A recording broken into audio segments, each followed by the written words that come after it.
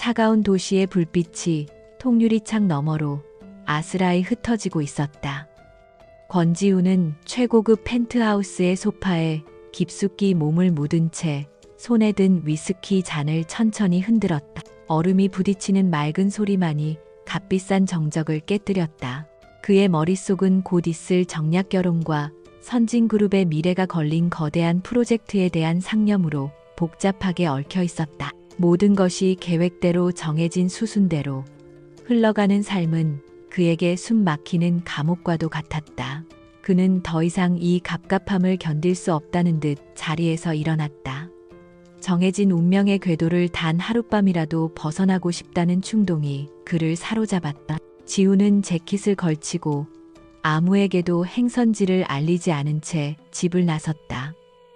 그가 향한 곳은 강남의 번화가에서 몇 블록 벗어난 아는 사람만 아는 작은 재즈바였다. 간판도 없는 그곳은 완벽한 익명성을 보장해주는 그만의 도피처였다. 바 안은 짙은 나무 향과 오래된 가죽 냄새, 그리고 감미로운 색소폰 선율로 가득 차 있었다.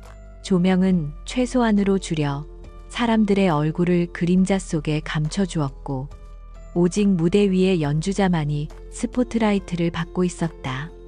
지우는 늘 앉던 구석자리에 몸을 기댔다. 이곳에서는 그가 선진그룹의 황태자라는 사실을 아무도 신경 쓰지 않았다. 그는 그저 술 한 잔을 앞에 둔 한 명의 손님일 뿐이었다. 그때 그의 시선이 바 건너편에 앉은 한 여자에게 멈췄다.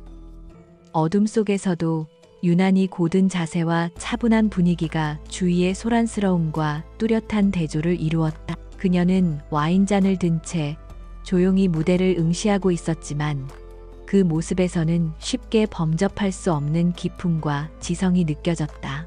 지후는 자신도 모르게 그녀에게서 눈을 뗄 수 없었다.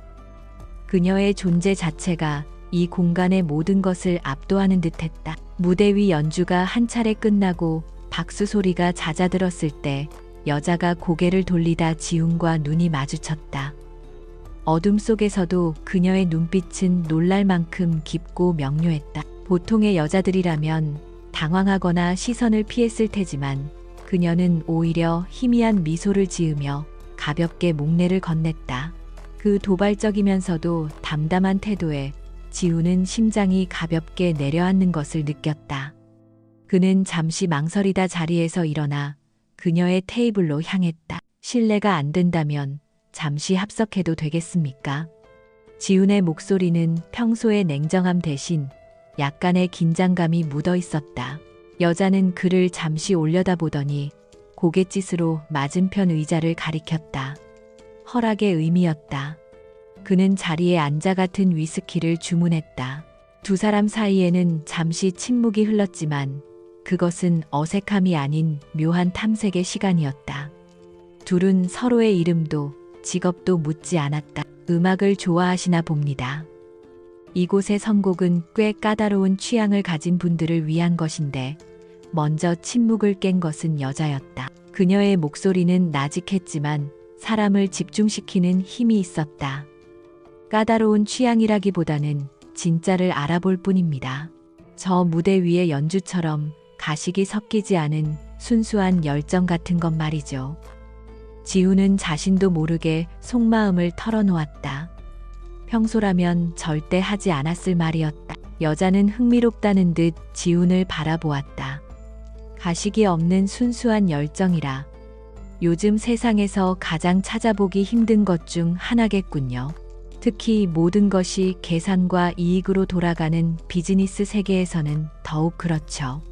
그녀의 말은 마치 그의 삶을 꿰뚫어 보는 듯 날카로웠다. 지우는 놀라움을 감추지 못했다. 처음 보는 여자가 자신의 고민의 핵심을 정확히 짚어냈다는 사실이 믿기지 않았다. 그 세계를 잘 아시는군요. 지훈이 조심스럽게 물었다. 그녀는 와인잔을 가볍게 돌리며 대답했다. 직접 겪어보지 않아도 알 수 있는 것들이 있죠. 인간의 욕망은 어떤 형태로든 본질은 비슷하니까요. 권력을 줬든 돈을 줬든 혹은 진정한 자유를 줬든 말입니다. 그녀의 통찰력은 지훈이 지금까지 만나왔던 어떤 사람보다 깊고 예리했다. 그는 점점 더 그녀에게 빠져들었다. 대화는 꼬리에 꼬리를 물고 이어졌다. 그들은 경제학 이론부터 시작해서 고대 철학, 현대 미술, 그리고 인간의 본성에 대한 이야기까지 넘나들었다. 지훈은 난생 처음으로 자신의 지적 유의를 온전히 받아주고 때로는 자신보다 한 수 위의 논리로 반격하는 상대를 만났다. 그녀와의 대화는 치열한 체스 게임 같았고 동시에 완벽한 하모니를 이루는 듀엣 연주 같았다. 가면을 벗고 온전한 자신으로 소통하는 기분이었다. 시간이 얼마나 흘렀을까? 바에는 어느새 사람들 대부분이 떠나고 몇몇 손님만 남아 있었다. 색소폰 연주자는 마지막 앵콜곡으로 애절한 블루스를 연주하고 있었다. 지훈은 여자의 눈을 깊이 들여다보았다. 그 안에는 호기심과 경계심, 그리고 그가 느끼는 것과 같은 강렬한 끌림이 공존하고 있었다. 그는 자신의 손을 뻗어 테이블 위에 놓인 그녀의 손을 부드럽게 감쌌다. 여자는 그의 손길을 피하지 않았다. 오히려 그의 손가락을 마주 얽어왔다. 그 작은 접촉만으로도 두 사람 사이에는 강렬한 전류가 흘렀다. 더 이상의 말은 필요 없었다. 그들은 서로의 눈빛 속에서 같은 욕망과 외로움을 읽었다. 지훈은 자리에서 일어나 그녀에게 손을 내밀었다. 여기서 나갈까요? 그의 제안에 그녀는 말없이 고개를 끄덕이며 일어섰다. 두 사람은 발을 나와 차가운 새벽 공기를 맞으며 나란히 걸었다. 아무도 목적지를 말하지 않았지만 발걸음은 자연스럽게 지훈이 머물고 있는 호텔 스위트룸으로 향했다. 엘리베이터의 밀폐된 공간 안에서 서로의 숨결이 느껴질 만큼 가까워지자 억눌려왔던 감정이 폭발할 것 같았다. 지훈이 그녀의 턱을 부드럽게 감싸쥐고 입을 맞췄을 때 그녀는 저항 없이 그를 받아들였다. 방문이 닫히고 그들은 마치 오랫동안 헤어져 있던 연인처럼 서로를 탐했다. 그것은 단순한 육체적 결합이 아니었다. 서로의 외로움을 위로하고 상처받은 영혼을 알아보는 교감의 행위였다. 지훈은 그녀의 품 안에서 처음으로 선진그룹의 후계자라는 무거운 갑옷을 벗어 던질 수 있었다. 그녀 역시 이름 모를 남자에게서 억눌렀던 자신의 본 모습을 자유롭게 드러냈다. 모든 것이 완벽한 밤이었다. 아침 햇살이 커튼 틈으로 스며들어올 때쯤 지훈은 잠에서 깨어났다. 옆자리에는 온기만 남아있을 뿐 그녀는 이미 떠나고 없었다. 테이블 위에는 작은 메모지가 놓여 있었다. 어젯밤은 완벽했어요. 완벽한 것은 그대로 남겨둬야죠. 우리 다시는 만나지 말아요. 그 흔한 이름이나 연락처 하나 없이 그것이 그녀가 남긴 전부였다. 지훈은 허탈한 웃음을 지었다. 그는 그녀의 뜻을 존중하기로 했다. 어쩌면 그것이 하룻밤의 꿈을 가장 아름답게 간직하는 방법일지도 몰랐다. 하지만 그녀가 남긴 강렬한 인상과 지울 수 없는 흔적은 그의 마음속 깊이 새겨졌다. 그녀는 그저 스쳐 지나간 하룻밤의 상대가 아니었다. 그의 인생에서 처음으로 자신의 영혼을 마주보게 해준 유일한 사람이었다. 그는 다시 차가운 현실로 돌아가야 한다는 것을 알았다. 며칠 후 지훈은 아버지인 권 회장의 호출을 받고 본가로 향했다. 집안의 어른들이 모두 모인 무거운 분위기의 저녁 식사 자리였다. 그 자리에서 권 회장은 마침내 그가 그토록 피하고 싶었던 정략 결혼 상대방 가문과의 공식적인 상견례 날짜를 통보했다. 지훈은 아무런 반박도 하지 못했다. 그것이 그의 숙명이었고 그가 짊어져야 할 책임의 무게였다. 그는 단지 그 이름 모를 여자와의 밤을 떠올리며 씁쓸함을 삼켰다. 그는 상대방의 얼굴도 이름도 궁금하지 않았다. 그에게 결혼은 오직 선진그룹의 이익을 위한 비즈니스 계약일 뿐이었다. 어떤 여자가 오든 그의 마음을 움직일 수는 없을 것이라고 확신했다. 그의 마음 한구석에는 이미 하룻밤의 꿈처럼 사라져버린 그녀가 너무나도 선명한 자국을 남겨놓았기 때문이다. 그는 앞으로 평생 그 기억을 안고 무미건조한 삶을 살아가게 될 것이라고 예감했다. 지우는 상견례 장소로 향하는 차 안에서 창밖을 무심히 바라보았다. 수많은 사람들이 스쳐 지나갔지만 그의 눈에는 아무것도 들어오지 않았다. 그의 모든 신경은 오직 그날 밤의 기억에만 쏠려 있었다. 그녀의 목소리, 그녀의 눈빛, 그녀의 지성, 그리고 그녀가 주었던 위로. 이제 곧 만나게 될 그의 법적인 아내는 과연 어떤 사람일까? 아마도 잘 교육받고 순종적이며 재벌가의 며느리 역할에 충실한 틀에 밝힌 인물일 것이다. 그는 약속된 한정식 집의 가장 안쪽 방으로 안내되었다. 문이 열리자 상대방 가족들이 먼저 와서 기다리고 있었다. 지훈의 아버지와 어머니가 그들을 반갑게 맞이하며 인사를 나누었다. 지훈은 기계적으로 고개를 숙였다. 그리고 마침내 그의 약혼녀가 될 여자가 고개를 들어 그와 눈을 마주쳤다. 그 순간 지훈의 세상은 그대로 멈춰버렸다. 숨을 쉴 수조차 없었다. 그의 눈앞에 서 있는 사람은 그가 그토록 잊으려 노력했던 하룻밤의 꿈이라고 치부했던 바로 그 여자였다. 그녀 역시 지훈을 알아보고는 놀라움과 당혹감이 뒤섞인 표정을 감추지 못했다. 그녀의 깊고 명료했던 눈동자가 세차게 흔들리고 있었다. 어색하고 무거운 침묵 속에서 한쪽 집안 어른의 목소리가 울려 퍼졌다. 자, 인사하게. 이쪽이 자네의 아내가 될 한서연 양이다. 한서연. 그 이름이 권지훈의 귓가에 밝히는 순간 상견례 자리의 화기애애한 공기는 그에게 많은 의미를 잃었다. 시간은 엿가락처럼 늘어졌고 어른들이 나누는 대화는 멀리서 들려오는 소음처럼 웅웅거렸다. 그의 온 신경은 오직 맞은편에 앉은 여자, 그의 공식적인 약혼녀가 된 한서연에게로만 향해 있었다. 그녀 역시 찰나의 흔들림을 수습하고는 언제 그랬냐는 듯 완벽하게 무표정한 얼굴로 앉아 있었다. 두 사람은 마치 처음 만난 사이처럼 어색한 미소를 지으며 어른들의 대화에 간간히 추임새를 넣었다. 하지만 테이블 밑으로 보이지 않는 치열한 심리전이 오가고 있었다. 지우는 배신감과 분노로 속이 들끓었다. 그 순수하고 지적인 교감 영혼이 통했던 하룻밤이 결국 이 결혼을 위한 치밀한 각본이었다는 생각에 치가 떨렸다. 그녀는 처음부터 자신의 정체를 알고 접근한 것이 분명했다. 반면 한서연의 마음속은 거대한 파도에 휩쓸린 듯했다. 그녀의 계획에 권지훈과의 이런 식의 만남은 존재하지 않았다. 선진그룹의 내부 정보를 파악하기 위한 가장 확실한 방법으로 선택한 이 결혼이 하필이면 그 남자와의 예기치 못한 인연으로 인해 시작부터 꼬여버렸다. 그녀는 자신의 감정을 드러내지 않기 위해 필사적으로 이성을 붙들어야만 했다. 이 결혼은 그녀에게 중요한 임무의 일부였다. 상견례가 끝나고 양가 어른들이 먼저 자리를 뜨자 지훈은 서연을 따로 불러냈다. 그는 한정식 집의 조용한 후원으로 그녀를 이끌었다. 차가운 밤 공기가 두 사람 사이에 흐르는 냉랭한 기류를 더욱 무겁게 만들었다.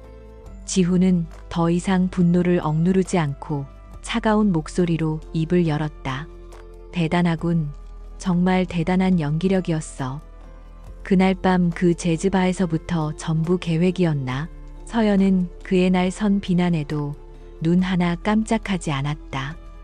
그녀는 고요한 연못 같은 눈으로 그를 마주보며 대답했다. 계획이었다면 권지훈 씨의 반응이 이토록 재미있지는 않았겠죠. 저 역시 당신만큼이나 놀랐으니까요. 그녀의 목소리에는 감정이 실려있지 않아 그 진위를 파악하기 어려웠다. 오히려 그녀의 침착함이 지훈을 더욱 화나게 만들었다. 그는 그녀의 손목을 거칠게 붙잡았다. 날 속였다는 생각은 안 드나 내게 의도적으로 접근해서 결국 이 자리까지 오게 만든 거잖아. 지훈의 눈빛이 이글거렸다. 서연은 그의 손을 뿌리치지 않은 채 오히려 더 가까이 다가섰다. 그리고는 그의 귓가에 나직이 속삭였다. 속은 건 당신만이 아니에요. 그리고 우리가 지금 따져야 할 건 하룻밤의 해프닝이 아니라 앞으로 닥쳐올 현실이죠. 우리는 곧 부부가 됩니다. 그녀의 말에 지우는 잠시 할 말을 잃었다. 그녀는 그의 감정적인 동요를 비웃기라도 하듯 냉정하게 현실을 직시하고 있었다. 서연은 그의 손을 부드럽지만 단호하게 떼어내며 말을 이었다. 이 결혼 피할 수 없다면 최대한 활용해야죠. 당신은 선진그룹의 후계자 자리를 지켜야 하고 나 역시 이 결혼을 통해 얻고자 하는 것이 있으니. 그녀의 눈빛은 비즈니스 파트너를 대하는 사업가의 그것과 같았다. 지훈은 허탈한 웃음을 터뜨렸다. 그가 꿈처럼 간직했던 하룻밤의 낭만은 산산조각이 났다. 남은 것은 차가운 현실과 계산적인 거래뿐이었다. 그는 마음을 다잡고 그녀의 게임에 응하기로 했다.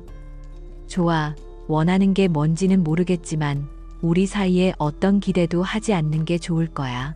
이건 철저한 비즈니스 관계일 뿐이니까. 그의 목소리 또한 그녀의 것만큼이나 차갑게 가라앉아 있었다. 그게 바로 제가 원하는 바입니다. 서연은 만족스럽다는 듯 희미하게 미소를 지었다. 우리는 대외적으로는 완벽한 부부의 모습을 연기하는 겁니다. 서로의 사생활에는 절대 간섭하지 않고 각자의 영역을 존중한다. 그리고 이 계약은 양측의 목표가 달성되면 언제든 깨끗하게 끝낼 수 있다. 동의하십니까? 예비 신랑님. 그녀는 마지막 말을 강조하며 그에게 확인을 구했다. 그렇게 두 사람의 결혼은 사랑이나 신뢰가 아닌 차가운 계약 조항들 위에서 시작되었다. 일사천리로 진행된 결혼 준비 과정 내내 두 사람은 필요한 최소한의 대화만을 나누었다. 수억 원짜리 드레스를 고를 때도 화려한 결혼식장을 선택할 때도 그들의 얼굴에는 어떤 설렘이나 기쁨도 찾아볼 수 없었다. 그저 자신들에게 주어진 역할을 수행하는 배우들처럼 무미건조한 표정일 뿐이었다. 한편 선진그룹 내부에서는 보이지 않는 권력 다툼이 심화되고 있었다. 특히 최민준 상무의 행보는 지훈의 심기를 불편하게 만들었다. 그는 그룹 원로인 최 부회장의 아들로 뛰어난 능력과 교활한 처세술을 바탕으로 사내의 탄탄한 입지를 구축하고 있었다. 최민준은 지훈이 추진하는 신사업 프로젝트에 사사건건 제동을 걸며 자신의 영향력을 과시하려 들었다. 이사회에서도 최민준은 데이터를 교묘하게 왜곡하여 지훈의 계획이 가진 리스크를 부풀리고 자신의 대안이 훨씬 안정적이고 효율적이라는 주장을 펼쳤다.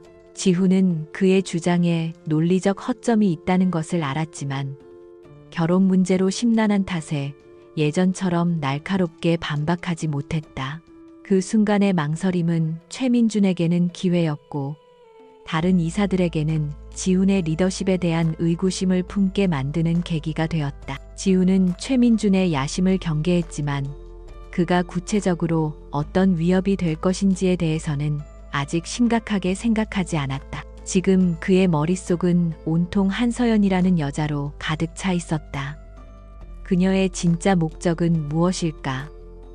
그녀가 결혼을 통해 얻고자 하는 것은 대체 무엇일까? 밤이 되면 그는 어김없이 그날의 기억과 현실의 그녀 사이에서 혼란스러워하며 잠을 설쳤다. 마침내 결혼식 날이 밝았다. 국내외 정재계 인사들이 총출동한 결혼식은 세기의 이벤트라 불릴 만큼 화려하고 성대했다. 수천 송이의 흰 꽃으로 장식된 버진, 로드 오케스트라의 웅장한 연주, 끊임없이 터지는 카메라 플래시, 모든 것이 완벽한 그림처럼 보였다. 지훈은 턱시도를 입고 신부 입장을 기다렸다. 그의 얼굴은 차갑게 굳어 있었다. 순백의 웨딩드레스를 입은 한서연이 아버지의 손을 잡고 등장했을 때 장내에서는 감탄사가 터져 나왔다. 그녀는 세상에서 가장 아름답고 행복한 신부처럼 보였다. 하지만 그녀의 손을 건네받는 순간 지훈은 그 차가운 감촉에 현실을 다시 한번 깨달았다. 그녀의 미소는 정교하게 계산된 것이었고 그 눈빛에는 어떤 온기도 담겨 있지 않았다. 두 사람은 주례 앞에서 사랑과 헌신을 맹세했다. 수많은 하객들 앞에서 입을 맞추었고 행복한 부부의 탄생을 축복하는 박수갈채를 받았다. 그러나 그 순간 지훈의 머릿속에는 오직 한 가지 생각뿐이었다. 이 모든 것이 얼마나 거대한 위선이고 기만인가. 이 화려한 쇼가 끝나면 그들은 다시 서로에게 가장 먼 타인이 될 것이다. 이것은 사랑의 서약이 아닌 냉혹한 전쟁의 시작을 알리는 신호탄이었다. 결혼식이 끝나고 이어진 피로연에서도 그들은 완벽한 연기를 이어갔다. 손을 잡고 테이블을 돌며 하객들에게 감사 인사를 전하고 행복한 미소를 지어 보였다. 그러나 서로의 손을 잡은 감촉은 어색했고 미소는 입가에만 머물렀다. 그들의 눈은 단 한 번도 진심으로 서로를 향하지 않았다. 모두가 그들의 행복을 믿어 의심치 않았지만 두 사람만이 이 모든 것이 거짓임을 알고 있었다. 모든 행사가 끝나고 그들은 신혼집으로 꾸며진 지훈의 펜트하우스로 향했다. 차 안에서는 아무런 대화도 오가지 않았다. 집에 도착하자마자 서연은 지훈을 돌아보지도 않고 곧장 게스트룸으로 향했다. 앞으로 제 공간이니 용건이 없으면 들어오지 말아주셨으면 합니다. 그녀는 문을 닫기 전 그에게 차갑게 통보했다. 굳게 닫힌 문은 두 사람의 관계를 상징하는 듯했다. 지훈은 텅 빈 거실에 홀로 서서 넥타이를 거칠게 풀어헤쳤다. 화려했던 결혼식의 잔상은 사라지고 차가운 현실만이 남았다. 그는 위스키 병을 꺼내 잔에 따랐다. 그날 밤 재즈바에서 그녀와 함께 마셨던 바로 그 술이었다. 그는 쓴웃음을 지으며 단숨에 잔을 비웠다. 그의 결혼 생활은 이렇게 시작되었다. 완벽한 타인과 함께하는 가장 외로운 동거의 시작이었다. 결혼 후 그들의 삶은 하나의 거대한 펜트하우스 안에 존재하는 두 개의 외로운 섬과 같았다. 권지훈과 한서연은 법적으로 부부였지만 그들의 일상은 철저히 분리되어 있었다. 아침 식사는 늘 정해진 시간에 같은 식탁에서 이루어졌지만 신문 넘기는 소리와 식기가 부딪히는 소리 외에는 어떤 대화도 오가지 않았다. 그들은 서로의 존재를 투명, 인간처럼 취급하며 최소한의 예의만을 지켰다. 지훈은 매일 아침 일찍 회사로 출근했고 늦은 밤이 되어서야 집으로 돌아왔다. 그는 일부러 일에 더 몰두했다. 집에 머무는 시간을 줄이는 것이 서연과 마주치는 불편한 순간을 피하는 유일한 방법이었기 때문이다. 그는 서재를 자신의 피난처로 삼고 산더미 같은 서류더미 속에서 아내라는 존재를 잊으려 했었다. 그러나 그럴수록 그날 밤 재즈바에서의 그녀 모습은 더욱 선명하게 떠올랐다. 한서연의 하루는 언뜻 보기에 평범한 재벌가 며느리의 그것과 다르지 않았다. 그녀는 오전에 가사 도우미에게 필요한 지시를 내리고 오후에는 서재에서 책을 읽거나 클래식 음악을 들으며 시간을 보냈다. 가끔은 시어머니와 함께 백화점에 가거나 사교 모임에 얼굴을 비추기도 했다. 그녀의 모든 행동은 흠잡을 데 없이 우아했고 누구도 그녀의 삶에 의문을 제기하지 않았다. 하지만 그녀의 진짜 삶은 지훈이 집을 비운 시간 혹은 모두가 잠든 깊은 밤에 시작되었다. 그녀의 드레스룸 가장 안쪽 비밀번호와 지문 인식을 거쳐야만 열리는 작은 공간은 최첨단 장비로 가득 찬 그녀만의 비밀 기지였다. 여러 대의 모니터에는 복잡한 데이터와 암호화된 통신 기록들이 쉴 새 없이 떠올랐다.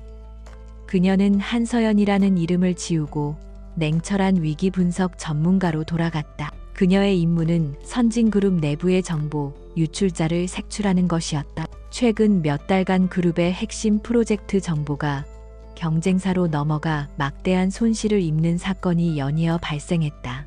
서연의 아버지가 운영하는 보안, 컨설팅 회사는 선진그룹권 회장의 비밀 의뢰를 받고 가장 안전하고 확실한 방법으로 내부 조사를 진행하기 위해 그녀를 투입시킨 것이었다. 결혼은 그 완벽한 위장이었다. 서연은 수백 기가바이트에 달하는 내부 접속 기록과 재무 데이터를 분석하며 비정상적인 흐름을 추적했다. 그녀의 날카로운 분석력은 거대한 데이터의 바닷속에서 작은 이상 징후들을 하나씩 발견해냈다. 특히 최민준 상무와 관련된 부서에서 발생한 몇몇 거래와 데이터 접근 기록은 그녀의 의심을 증폭시켰다. 하지만 아직 결정적인 증거는 없었다. 그는 뱀처럼 교활하게 자신의 흔적을 지우고 있었다. 지우는 이런 사실을 전혀 모른 채 그저 아내에 대한 의심과 혼란 속에서 하루하루를 보냈다. 그는 서연이 너무나도 완벽하게 재벌가 며느리 역할을 수행하는 것이 오히려 부자연스럽게 느껴졌다. 그가 알던 그녀는 자신의 의견을 논리적으로 피력할 줄 아는 지적인 여성이었지. 이렇게 수동적이고 조용한 인물이 아니었다. 그는 그녀가 무언가 거대한 비밀을 숨기고 있다고 확신했다. 어느 날 밤 지우는 서재에서 일을 마치고 나오다 서연의 방문 틈으로 새어나오는 옅은 불빛을 발견했다. 시간은 이미 새벽 2시를 넘어가고 있었다. 호기심이 발동한 그는 조용히 문으로 다가갔다.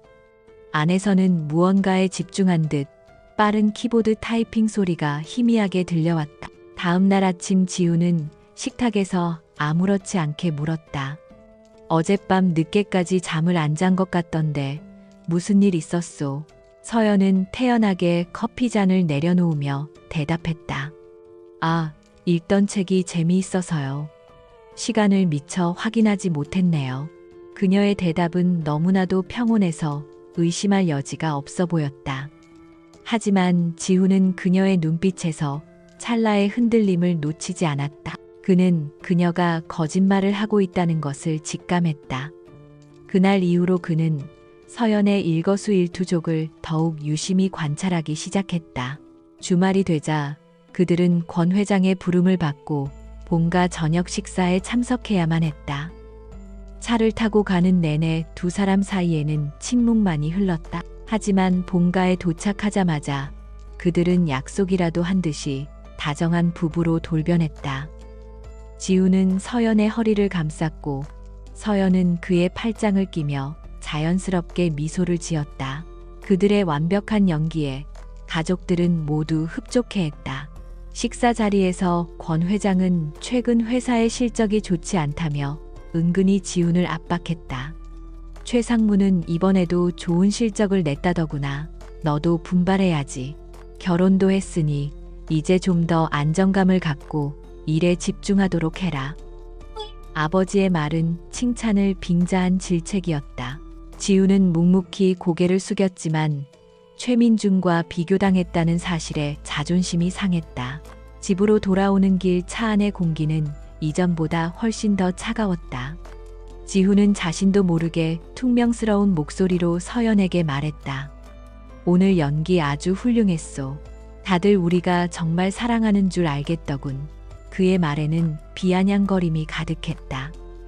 서연은 창밖을 바라보며 담담하게 응수했다. 그게 우리가 하기로 한 계약 조건 아니었나요? 당신의 연기도 나쁘지 않았어요. 그녀의 무심한 대꾸에 지우는 더욱 화가 치밀었다. 그는 대체 이 여자의 진짜 얼굴이 무엇인지 알 수가 없었다. 자신과 격렬하게 토론하고 뜨겁게 몸을 섞었던 그 여자와 지금 옆자리에 앉아있는 차가운 인형 같은 여자 사이의 간극이 그를 미치게 만들었다. 그는 차를 갓길에 세우고 그녀를 똑바로 쳐다보며 물었다. 당신 대체 정체가 뭐야? 원하는 게 뭐냐고. 서연은 처음으로 당황한 기색을 보였다. 하지만 그것도 잠시 그녀는 곧 평정심을 되찾고 그를 마주 보았다. 제 정체는 당신의 아내 한서연입니다. 그리고 제가 원하는 건 당신이 당신의 자리에서 최선을 다해 회사를 지켜주는 겁니다. 그게 결국 제게도 이익이 되는 길이니까요. 그녀는 다시 한번 비즈니스적인 논리로 그의 감정적인 질문을 차단해버렸다. 그날 밤 지우는 잠을 이루지 못하고 거실에서 위스키를 마셨다. 그는 서연과의 관계, 최민준과의 경쟁, 그리고 아버지의 압박감에 짓눌려 있었다. 그때 조용히 서연이 거실로 나왔다. 그녀는 따뜻한 우유 한 잔을 들고 그의 맞은편 소파에 앉았다. 잠이 안 오시나 봐요. 그녀의 목소리는 낮에 비해 조금은 부드러웠다. 당신 때문이라면 믿겠소. 지훈이 퉁명스럽게 대꾸했다. 서연은 희미하게 웃었다. 최민준 상무 때문에 힘든 거겠죠. 당신은 그를 너무 얕보고 있어요. 그는 당신이 생각하는 것보다 훨씬 더 치밀하고 위험한 사람입니다. 그녀의 갑작스러운 경고에 지우는 놀란 눈으로 그녀를 바라보았다. 그녀가 어떻게 최민준에 대해 그렇게 잘 아는 것일까? 당신이 회사 일에 대해 뭘 안다고 그런 말을 하는 거지. 그가 경계심을 드러내자 서연은 자리에서 일어서며 말했다. 가끔은 보이는 것보다 보이지 않는 것을 믿어야 할 때도 있는 법이죠. 당신의 적은 당신이 생각하는 것보다 훨씬 더 가까이에 있을지도 모르니까요. 의미심장한 말을 남긴 채 그녀는 다시 자신의 방으로 조용히 사라졌다. 지우는 그녀가 사라진 자리를 멍하니 바라보았다. 그녀의 말이 그의 머릿속을 헤집어 놓았다. 단순한 경고였을까? 아니면 무언가를 알고 있는 것일까? 그는 처음으로 한서연이라는 여자가 단순한 비즈니스 파트너 이상의 존재가 될 수도 있겠다는 생각을 했다. 그녀는 적일까 아니면 예상치 못한 아군일까? 의심과 호기심이 뒤섞인 채 지우는 깊은 생각에 잠겼다. 한 지붕 아래 두 개의 세상 속에서 그들의 위험한 동거는 계속되고 있었다. 한서연의 의미심장한 경고가 권지훈의 뇌리에서 채 잊히기도 전에 선진그룹에는 거대한 폭풍이 몰아닥쳤다. 지훈이 몇 달간 공들여 추진해온 독일의 혁신 기술 기업 엘테크 인수 합병건이 최종 단계에서 좌초될 위기에 처한 것이다. 엘테크 이사회 투표를 불과 며칠 앞두고 갑자기 나타난 경쟁사가 선진그룹보다 훨씬 더 파격적인 조건을 제시하며 인수전에 뛰어들었다. 문제는 경쟁사가 제시한 조건이 엘테크의 내부 가치와 잠재력에 대한 기밀 정보 없이는 절대 나올 수 없는 수준이라는 점이었다. 누군가 그룹 내부에서 지훈팀이 분석한 핵심 정보를 통째로 유출한 것이 분명했다. 긴급 소집된 이사회에서 지훈은 사면 초가에 몰렸다. 성난 이사들의 질책이 쏟아졌고 아버지인 권 회장마저 실망스러운 눈빛으로 그를 바라보고 있었다. 이때다 싶어 최민준 상무가 나섰다. 그는 위로를 가장한 비난으로 지훈을 궁지로 몰아넣었다. 권 전무님의 추진력은 높이 사지만 처음부터 너무 공격적인 MA는 리스크가 크다고 말씀드렸지 않습니까? 보안에 좀 더 신경 썼더라면 이런 불상사는 막을 수 있었을 텐데 안타깝습니다. 그의 말은 모든 책임이 지훈의 미숙한 리더십에 있다는 뉘앙스를 풍기고 있었다. 지훈은 입술을 깨물었다. 분노가 치밀었지만 반박할 증거가 없었다. 그는 밤낮으로 자신의 팀과 함께 비상대책 회의를 열었다. 정보 유출 경로를 역추적하고 경쟁사에 대한 분석을 다시 시도했지만 모든 것이 허사였다.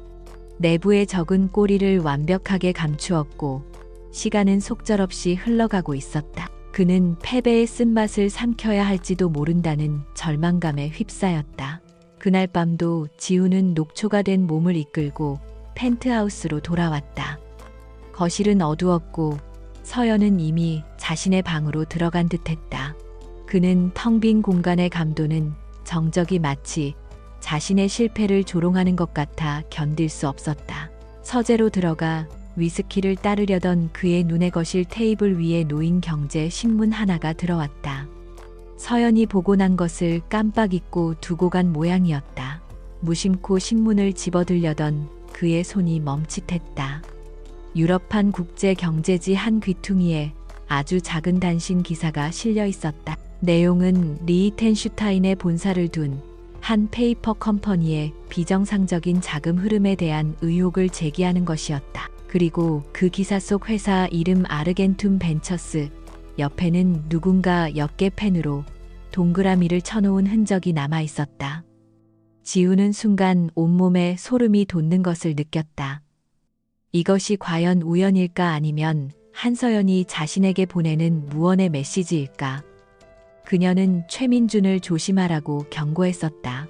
그는 반신반의하며 스마트폰을 꺼내 비서에게 문자를 보냈다. 아르겐툼 벤처스. 이 회사에 대해 알아볼 수 있는 모든 것을 당장 조사해 극비리에 진행할 것다. 다음 날 아침 지우는 평소보다 더 깊은 의심의 눈초리로 서연을 관찰했다. 그녀는 여느 때와 마찬가지로 아무것도 모른다는 표정으로 조용히 아침 식사를 하고 있었다. 지훈이 슬쩍 신문 기사에 대해 떠보았지만 그녀는 글쎄요. 흥미로운 기사가 많아서 기억이 잘 나지 않네요라며 능숙하게 화제를 돌렸다. 그녀의 태연함은 오히려 지훈의 확신을 굳혀주었다. 오후가 되자 비서에게서 긴급 보고가 들어왔다. 결과는 충격적이었다. 아르겐툼 벤처스는 엘테크 인수 전에 갑자기 뛰어든 경쟁사의 모회사였다. 그리고 최근 몇 달간 이 유령 회사와 선진그룹의 해외 원자재 공급 업체 중 한 곳 사이에 거액의 컨설팅 비용이 오고 간 사실이 포착되었다. 그 공급 업체는 바로 최민준 상무가 관리하는 라인에 속해 있었다. 모든 퍼즐 조각이 맞춰지는 순간이었다. 최민준이 해외 공급 업체를 통해 아르겐툼 벤처스라는 유령 회사를 세탁 창구로 삼아 내부 정보를 팔아넘기고 거액의 뒷돈을 챙긴 것이다. 지우는 즉시 법무팀을 소집하여 해당 공급업체와의 계약서를 검토하게 했고 동시에 엘텍 측의 경쟁사의 자금 출처에 대한 공식적인 이의를 제기했다. 상황은 급반전되었다. 엘테크 이사회는 자금 출처가 불분명한 기업의 인수 제안을 받아들일 수 없다며 경쟁사의 자격을 박탈했다. 비록 선진그룹 역시 초기 협상안보다 더 많은 출혈을 감수해야 했지만 지우는 극적으로 인수합병을 성공시켰다. 그는 위기 속에서 침착하게 문제를 해결하며 자신의 능력을 증명해 보였다. 이사회는 그에게 찬사를 보냈고 권 회장 역시 처음으로 그에게 칭찬을 아끼지 않았다.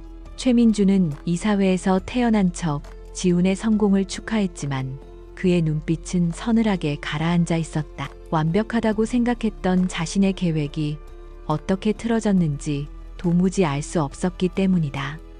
그는 분명 내부에 조력자가 있을 것이라고 생각하며 경계심을 늦추지 않았다. 지훈 역시 최민준에게 결정적인 증거를 들이밀지 않았다. 아직은 때가 아니었다. 섣불리 건드렸다가는 더 큰 위험을 초래할 수 있었다. 그날 밤 지훈은 평소보다 이른 시간에 집으로 돌아왔다. 서연은 거실 소파에 앉아 책을 읽고 있었다. 지훈은 말없이 그녀의 앞으로 다가가 아침에 보았던 그 경제신문을 테이블 위에 펼쳐놓았다. 동그라미가 쳐진 작은 기사가 그녀의 눈앞에 드러났다. 서연은 책에서 눈을 떼고 천천히 고개를 들어 그를 바라보았다. 그녀의 표정에는 변화가 없었다. 지훈은 더 이상 감정을 누르지 않았다. 하지만 그것은 이전과 같은 분노나 비아냥거림이 아니었다. 그의 목소리에는 짙은 혼란과 경외심 그리고 날카로운 호기심이 뒤섞여 있었다. 그는 나직하지만 힘있는 목소리로 물었다. 어떻게 안 거지 아르겐툼 벤처스. 당신이 이 기사에 표시를 해둔 이유가 뭐야?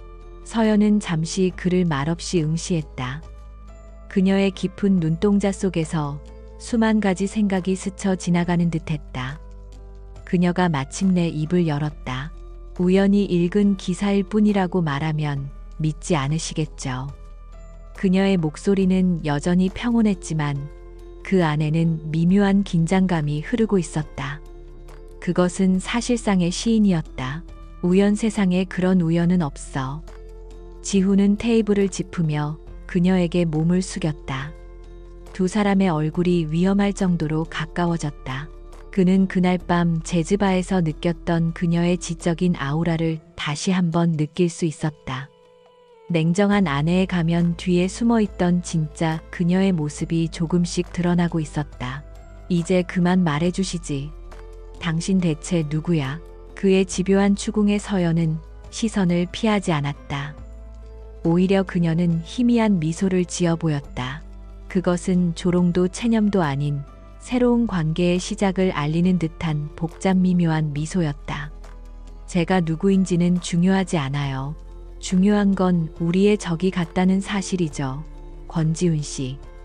그녀의 말과 함께 두 사람 사이를 가로막고 있던 얼음벽에 처음으로 작은 균열이 생기기 시작했다. 한서연의 폭탄 선언과 함께 권지훈의 서재는 두 사람만의 비밀스러운 전쟁 지휘 본부가 되었다. 이전의 냉전 상태는 깨지고 목표를 공유한 파트너라는 기묘한 동맹 관계가 시작되었다. 물론 그 과정이 순탄하지만은 않았다. 지훈은 여전히 그녀의 진짜 정체와 정보 출처에 대해 의심을 거두지 않았고, 서연은 자신의 임무를 위해 끝까지 비밀을 유지해야만 했다. 당신을 전적으로 신뢰하는 건 아니요. 다만 당신의 능력이 현재 내게 필요할 뿐이요. 첫 번째 전략회의에서 지훈은 차갑게 선을 그었다. 그는 자신의 역할은 외부에서 칼을 휘두르는 것이고, 그녀는 내부에서 적의 약점을 찾아내는 것이라고 명확히 했다. 서로의 영역을 침범하지 않고 오직 정보와 결과만을 공유하는 것이 그들의 첫 번째 원칙이 되었다. 서연은 그의 조건에 기꺼이 동의했다. 그녀는 자신의 노트북을 열어 복잡한 데이터 분석 자료를 그의 눈앞에 펼쳐 보였다. 최민준 상무는 아주 오래전부터 자금 세탁을 위한 유령 회사를 운영해왔어요. 문제는 그 규모와 방식이 너무나도 교묘해서 회계 감사팀조차 발견하지 못했다는 거죠. 그녀는 최민준이 관리하는 해외 건설 자회사들의 예산 초과 항목들을 지목했다. 겉보기에는 환율 변동이나 현지 사정으로 인한 정상적인 비용 증가처럼 보였다. 하지만 서연은 그 자금들이 최종적으로 파나마에 위치한 한 물류 회사로 흘러 들어가는 패턴을 찾아냈다. 그녀의 분석은 단순한 추측이 아닌 수만 개의 데이터를 교차 검증하여 얻어낸 확신에 가까운 결론이었다. 지훈은 그녀의 치밀함과 날카로움에 다시 한번 혀를 내둘렀다. 지훈은 즉시 행동에 나섰다. 그는 자신의 가장 충실한 신복인 김 부장을 조용히 불렀다. 김 부장 휴가 좀 다녀와야겠어. 목적지는 파나마야.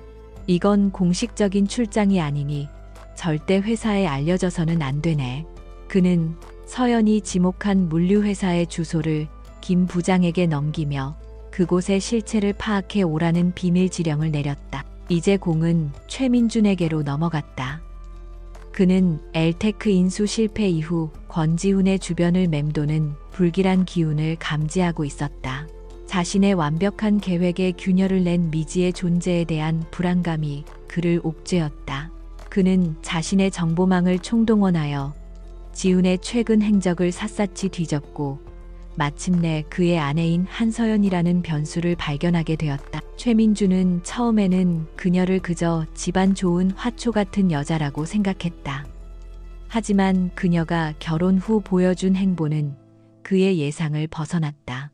그녀는 사교계의 모습을 드러내는 대신 대부분의 시간을 집에서 보냈다.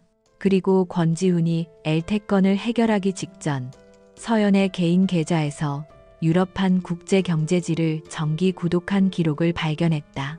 너무나도 사소해서 지나칠 수도 있는 사실이었지만 최민준의 예민한 촉수는 위험 신호를 감지했다. 그는 사람을 붙여 한서연을 감시하기 시작했다.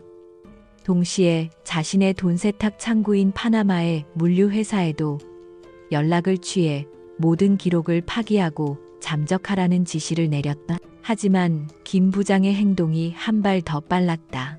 김 부장은 현지 정보원을 고용하여 회사가 폐쇄되기 직전 최민준의 자금 흐름과 관련된 결정적인 회계 장부를 손에 넣는 데 성공했다.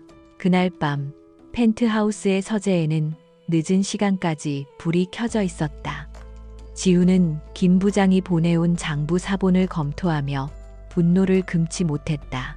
최민준의 횡령 액수는 그의 상상을 훨씬 뛰어넘는 수준이었다. 서연은 그의 옆에서 장부의 각 항목이 의미하는 바와 다른 비자금 장부와의 연결고리를 차분하게 설명해주고 있었다. 일에 몰두하는 동안 두 사람 사이의 어색한 거리감은 조금씩 허물어지고 있었다. 그들은 더 이상 서로를 권 전무님, 윤 사모님이라 부르지 않았다. 권지훈 씨, 이 부분을 보세요. 한서연 씨, 이 거래는 어떻게 생각해? 자연스럽게 서로의 이름을 부르며 의견을 나누는 모습은 마치 오랫동안 함께 일해온 파트너처럼 보였다. 지우는 문득 이런 생각이 들었다. 그녀와 함께라면 이길 수 있다. 피로가 몰려오자 지우는 잠시 휴식을 제안하며 커피를 내왔다. 그는 따뜻한 머그잔을 서연에게 건네며 무심코 말했다. 그날 밤 제즈바에서 당신은 비즈니스 세계를 인간의 욕망이 가장 투명하게 보이는 곳이라고 했지. 마치 모든 걸 다 겪어본 사람처럼. 그의 말에 서연은 잠시 커피를 내려다보았다. 그녀의 눈빛이 깊게 흔들렸다. 그때나 지금이나 제 생각은 변하지 않았어요. 최민준 상무가 바로 그 증거죠. 그녀는 애써 담담하게 대답했지만 지우는 그녀의 목소리에 실린 미세한 슬픔을 느낄 수 있었다. 그는 더 이상 그녀의 과거에 대해 묻지 않았다. 지금은 눈앞의 적에게 집중해야 할 때였다. 하지만 그는 언젠가 그녀의 진짜 이야기를 듣게 되기를 마음속으로 바랐다. 바로 그때 서연의 노트북 화면에 긴급 경고창이 깜빡였다.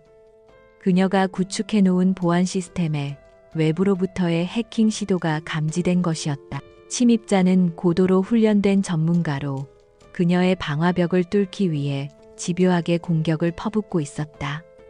최민준이 움직이기 시작했어요. 우리가 자신의 꼬리를 잡았다는 걸 눈치챈 겁니다. 서연의 얼굴이 굳어졌다. 지훈 역시 사태의 심각성을 깨달았다. 이것은 단순한 기업 내 권력 다툼이 아니었다. 자신들의 목숨까지 위험해질 수 있는 전쟁이었다. 최민주는 자신의 제국을 지키기 위해서라면 무슨 짓이든 할 위인이었다. 증거는 충분해. 이제 이 사회의 모든 것을 공개하고 그를 끌어내릴 때가 됐어. 지훈이 결심한 듯 말했다. 하지만 서연은 고개를 저었다. 아니요, 아직 부족해요. 이 정도 증거로는 그가 법망을 빠져나갈 구멍이 너무 많아요. 그의 뒤에는 그를 비유하는 더 큰 세력이 있을 겁니다. 우리는 그의 숨통을 단번에 끊어버릴 결정적인 한 방이 필요해요. 그녀의 눈빛은 그 어느 때보다도 냉철하게 빛나고 있었다. 이제 그들의 싸움은 새로운 국면으로 접어들고 있었다. 적은 그들의 존재를 알았고 반격을 시작했다. 최민준의 반격은 예상보다 훨씬 더 빠르고 악랄했다.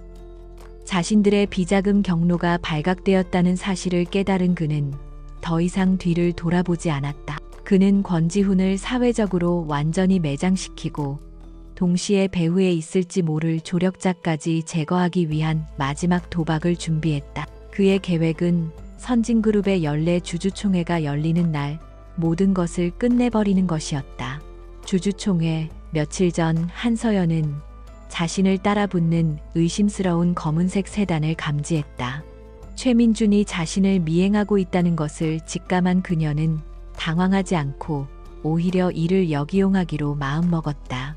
그녀는 일부러 시내의 복잡한 도로로 차를 몰아 추격자들을 따돌리는 동시에 지훈에게 연락해 자신들의 계획을 조금 앞당겨야 한다고 알렸다. 적이 칼을 뽑았으니 더 이상 기다릴 이유가 없었다. 한편 최민주는 선진화하게 울산 공장에 손을 써두었다. 그는 공장의 핵심 안전 시스템에 결함을 일으킬 시한폭탄을 심어두었다. 그의 계획은 주주총회 당일 공장에서 대형 폭발 사고를 일으키고 모든 책임을 권지훈이 무리하게 추진한 원가 절감 정책 탓으로 돌리는 것이었다. 그는 지훈이 서명한 것처럼 위조된 서류와 거짓 증언을 해줄 내부자까지 모두 준비해 두었다. 마침내 운명의 날이 밝았다. 주주총회장은 국내외 투자자들과 기자들로 가득 차 긴장감이 감돌았다. 권 회장의 개회사에 이어 상반기 실적 보고가 순조롭게 진행되고 있었다.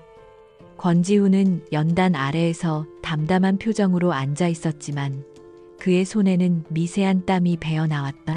모든 것이 그와 서연이 계획한 시나리오대로 흘러가고 있었다. 바로 그때 장내의 모든 스크린에 긴급 속보 자막이 떠올랐다. 선진화학 울산 공장 원인 불명의 대형 폭발 사고 발생. 다수의 사상자 우려. 주주 총회장은 순식간에 아수라장이 되었다. 투자자들은 술렁였고 기자들의 카메라 플래시가 미친 듯이 터져 나왔다. 이 모든 혼란을 기다렸다는 듯이 최민준이 비장한 표정으로 자리에서 일어났다. 그는 긴급 발언권을 얻어 연단 위로 올라갔다. 그는 먼저 사고 희생자들에 대한 깊은 유감을 표하며 연기를 시작했다. 이어서 그는 마치 진실을 밝히는 정의의 사도인 양, 이번 사고가 단순한 안전사고가 아닌 예고된 인재린자라고 주장했다. 그는 스크린에 자신이 조작한 증거 자료들을 하나씩 띄우기 시작했다. 자료의 내용은 충격적이었다. 권지훈이 공장장의 반대에도 불구하고 무리하게 원가 절감을 지시했으며 그 과정에서 안전 시스템 예산을 대폭 삭감했다는 내용의 위조된 보고서였다. 심지어 공장장의 거짓 증언이 담긴 음성 파일까지 공개되었다. 모든 증거가 권지훈을 비윤리적이고 무능한 경영자로 지목하고 있었다. 주주들의 분노는 극에 달했다. 저는 선진그룹의 미래를 위해 더 이상 이 사태를 좌시할 수 없습니다. 저는 이 자리에서 권지훈 전무의 즉각적인 해임과 경영 일선 퇴진을 강력하게 요구하는 바입니다. 최민준의 선동적인 외침에 장내는 지훈을 비난하는 목소리로 가득 찼다. 권 회장마저 충격과 실망이 뒤섞인 표정으로 아들을 바라보고 있었다. 최민준은 승리를 확신하며 회심의 미소를 지었다. 그 순간 모든 비난의 중심에 서 있던 권지훈이 조용히 자리에서 일어났다. 그는 조금의 동요도 없는 차분한 모습으로 연단을 향해 걸어갔다. 마이크 앞에 선 그는 먼저 깊이 고개를 숙였다. 이번 사고로 희생된 분들과 그 가족분들께 진심으로 깊은 사죄의 말씀을 드립니다. 그리고 이 모든 사태에 대한 책임을 지고 저는 이 자리에서 물러나겠습니다. 그의 폭탄 선언의 장내는 다시 한번 술렁였다. 최민준은 예상치 못한 그의 반응에 잠시 당황했지만 이내 승리감에 젖어들었다. 하지만 지훈의 말은 아직 끝나지 않았다. 하지만 물러나기 전에 반드시 밝혀야 할 진실이 있습니다. 최민준 상무님의 프레젠테이션은 아주 인상적이었습니다. 하지만 몇 가지 중요한 사실들이 빠져 있더군요. 지훈의 말이 끝나기 무섭게 주주총회장의 모든 스피커에서 전혀 다른 음성이 울려 퍼지기 시작했다. 그것은 최민준이 자신의 신복에게 울산 공장 폭발을 지시하는 내용이 담긴 날 것 그대로의 통화 녹음 파일이었다. 사고처럼 완벽하게 위장해 모든 증거는 권지훈을 향하게 될 거야. 흔적 하나도 남기지 마. 최민준의 잔인하고 냉혹한 목소리가 장내를 얼어붙게 만들었다. 최민준의 얼굴이 새하얗게 질렸다. 그가 무어라 변명하려 입을 여는 순간 메인 스크린의 화면이 바뀌었다. 화면에는 복잡한 자금 흐름도가 거대한 거미줄처럼 펼쳐졌다. 그것은 한서연이 밤을 새워 완성한 최후의 일격이었다. 그녀는 총회장 뒤편의 통제실에서 모든 것을 지휘하고 있었다. 그녀의 차분한 목소리가 스피커를 통해 흘러나왔다. 그리고 여기 최민준 상무님께서 빠뜨리신 재무 데이터가 있습니다. 서연은 파나마의 유령 회사를 시작으로 수년간에 걸쳐 최민준이 어떻게 회사의 공금을 횡령하고 내부 정보를 팔아넘겼으며 그 돈으로 정관계 인사들에게 뇌물을 바쳤는지를 명확한 데이터로 증명해 보였다. 그의 모든 범죄 행각이 수백 명의 주주들과 언론 앞에서 남김없이 발가벗겨졌다. 모든 것이 끝났다. 최민준은 이성을 잃고 연단 위에 지훈에게 달려들려 했지만 대기하고 있던 보안 요원들에게 즉시 제압당했다.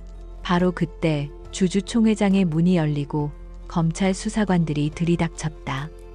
모든 것은 지훈과 서연이 미리 계획해 둔 것이었다. 그들은 최민준이 스스로 파놓은 함정에 빠지기를 기다렸다가 그의 숨통을 단번에 끊어버린 것이다. 최민준은 수사관들에게 양팔을 붙들린 채 허망한 눈으로 지훈을 노려보았다. 지훈은 그런 그를 차갑게 내려다보며 마지막 한마디를 던졌다. 당신이 말한 대로 비즈니스 세계는 욕망이 가장 투명하게 보이는 곳이지. 그리고 당신의 탐욕이 바로 당신을 무너뜨린 거야. 그의 몰락은 화려했지만 너무나도 허무했다. 모든 혼란이 정리되고 권 회장은 연단에 올라 모든 주주들과 국민들 앞에 머리 숙여 사과했다. 그리고 그는 이 모든 진실을 밝혀내고 회사를 위기에서 구해낸 아들 권지훈을 선진그룹의 새로운 부회장으로 공식 임명한다고 발표했다. 주주들은 그에게 아낌없는 박수와 환호를 보냈다. 지훈은 마침내 아버지와 모두에게 자신의 가치를 증명해 보였다. 길고 길었던 주주총회가 끝나고 텅 빈 총회장의 지훈은 홀로 서 있었다. 그는 수많은 감정이 교차하는 얼굴로 무대 뒤편을 바라보았다. 잠시 후 통제실에서 나온 서연이 그를 향해 천천히 걸어왔다. 두 사람은 아무 말 없이 서로를 마주 보았다.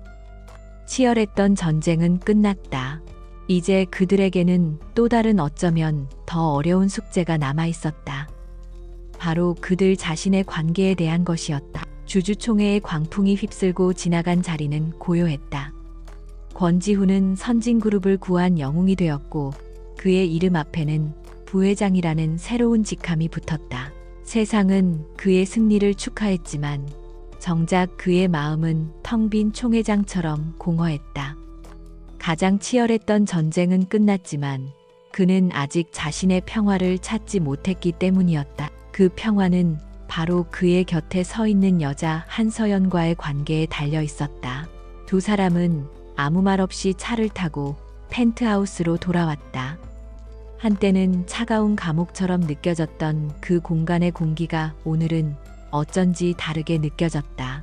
더 이상 숨겨야 할 비밀도 서로를 향한 경계심도 없었다. 지훈은 익숙하게 위스키를 따르는 대신 먼지가 쌓여있던 와인 셀러를 열어 가장 좋은 와인 한 병을 꺼냈다. 그는 서연에게 잔을 건네며 처음으로 망설임 없는 목소리로 말했다. 오늘 정말 고마웠소. 그의 진심 어린 감사에 서연은 희미하게 미소 지었다. 고마운 건 저도 마찬가지예요. 당신이 없었다면 제 임무도 성공하지 못했을 테니까요. 그녀의 말에 지훈은 고개를 들었다. 임무라니 당신이 말한 이 결혼을 통해 얻고자 했던 것이 바로 그것이었나? 그는 마침내 그가 가장 궁금했던 질문을 던졌다. 서연은 와인잔을 내려놓고 그를 똑바로 마주 보았다. 이제는 모든 것을 말할 때가 왔다고 생각했다. 저희 아버지는 보안 컨설팅 회사를 운영하세요. 몇 달 전 당신의 아버님인 권 회장님께서 비밀리에 저희 아버지를 찾아오셨습니다. 그녀는 최민준을 중심으로 한 그룹 내부의 뿌리 깊은 부패를 의심했지만 믿을 만한 내부자가 없어 홀로 고심하고 계셨다고 털어놓았다. 권 회장은 외부의 시선으로 누구에게도 방해받지 않고 조사를 진행할 유능한 전문가가 필요했다. 그리고 서연의 아버지는 자신의 가장 뛰어난 요원인 딸을 추천했다. 선진그룹의 후계자와의 결혼만큼 완벽한 위장 신부는 없었다. 그래서 이 결혼은 처음부터 제 임무를 위한 가장 확실한 잠입 방법이었어요. 당신을 속일 생각은 아니었지만 어쩔 수 없었습니다. 모든 진실을 알게 된 지훈은 깊은 생각에 잠겼다. 그녀를 향한 오랜 의심과 오해가 한순간에 풀려버렸다. 그는 그녀가 돈이나 권력을 위해 자신에게 접근한 것이 아니라는 사실에 안도하면서도 동시에 그런 그녀를 의심하고 모욕했던 자신이 부끄러워졌다. 그는 진심을 담아 그녀에게 사과했다. 내가 당신을 오해했소. 미안하오 진심으로. 서연은 조용히 고개를 저었다. 사과하지 않아도 돼요. 당신 입장에서는 당연한 의심이었으니까요. 오히려 제 정체를 숨긴 채 당신을 이용한 제가 사과해야죠. 두 사람 사이에는 잠시 침묵이 흘렀다. 하지만 그것은 더 이상 어색하거나 불편한 침묵이 아니었다. 서로의 상처를 보듬고 이해하는 따뜻한 침묵이었다. 지우는 용기를 내어 한 걸음 더 다가섰다. 그럼 그날 밤 재즈바에서 만난 건 그것도 계획의 일부였나? 그의 목소리가 미세하게 떨렸다. 서연은 그의 눈을 피하지 않고 대답했다. 아니요, 그날은 정말 우연이었어요. 저 역시 아버지의 압박과 임무의 무게 때문에 잠시 숨을 곳이 필요했을 뿐이에요. 당신을 만나게 될 거라고는 상상도 못했죠. 그녀의 대답에 지우는 자신도 모르게 안도의 한숨을 내쉬었다. 그들의 시작이 거짓이 아니었다는 사실이 그에게는 무엇보다 큰 위안이 되었다. 그날 밤의 교감 서로의 영혼을 알아보았던 그 강렬한 끌림은 모두 진심이었다. 그는 서재로 걸어가 책상 서랍 깊숙한 곳에 넣어두었던 종이 한 장을 꺼내왔다. 그것은 그들이 결혼 생활의 규칙을 정하며 장난처럼 적었던 계약서였다. 이제 이 계약 파기해야겠소. 지우는 서연이 보는 앞에서 그 종이를 반으로 찢었다. 그리고는 다시 그녀에게로 돌아와 그녀의 두 손을 부드럽게 잡았다. 나는 더 이상 비즈니스 파트너나 동맹을 원하는 게 아니오. 나는 당신과 진짜 부부가 되고 싶어. 모든 걸 처음부터 제대로 다시 시작하고 싶소.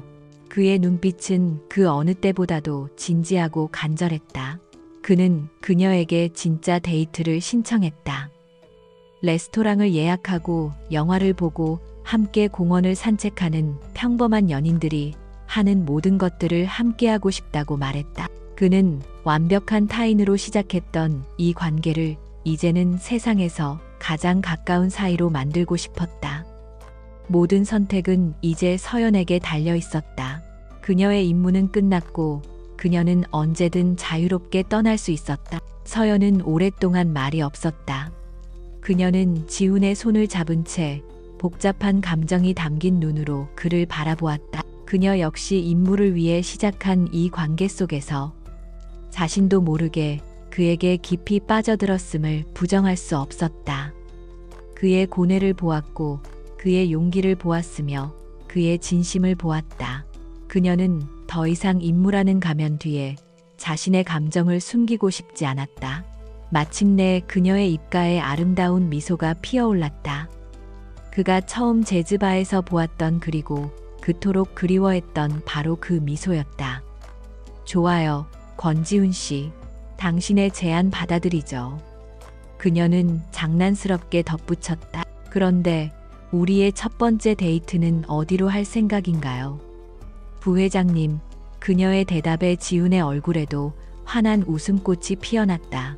몇 주 후 서울의 야경이 한눈에 내려다 보이는 스카이라운지에서 두 사람은 나란히 앉아 있었다. 그들은 더 이상 대외적인 쇼를 위한 부부가 아니었다. 갓사랑을 시작한 연인처럼 설레는 눈빛으로 서로를 바라보며 끊임없이 이야기를 나누고 웃었다. 그들은 함께 보낼 미래에 대해 그리고 서로에 대해 이제 막 알아가기 시작했다. 집으로 돌아온 그들은 더 이상 각자의 방으로 흩어지지 않았다. 지우는 서연의 손을 잡고 침실로 이끌었다. 그날 밤 그들은 처음으로 서로의 마음을 온전히 확인하며 하나가 되었다. 그것은 재즈바에서의 충동적인 하룻밤과는 다른 깊은 신뢰와 사랑을 바탕으로 한 진정한 결합이었다. 차가웠던 펜트하우스는 마침내 두 사람의 온기로 가득 찬 따뜻한 보금자리가 되었다. 다음 날 아침 햇살이 침실을 환하게 비추었다. 지훈은 잠에서 깨어나 옆에서 새근새근 잠들어 있는 서연의 얼굴을 가만히 내려다보았다. 그는 그녀의 머리카락을 부드럽게 쓸어 넘기며 이 모든 것이 꿈이 아님을 확인했다. 계약으로 시작된 인연이었지만 그들은 수많은 위기와 오해 속에서 서로의 진정한 가치를 발견했고 마침내 사랑을 찾아냈다. 서연이 천천히 눈을 떴다. 그녀는 자신을 사랑스럽게 바라보는 지훈의 시선에 부끄러운 듯 미소를 지었다. 좋은 아침이에요. 그녀의 나직한 인사에 지우는 세상에서 가장 행복한 표정으로 대답했다. 좋은 아침. 폭풍우가 지나간 뒤에 찾아온 평화로운 아침이었다. 그들의 진짜 이야기는 이제 막 시작되고 있었다.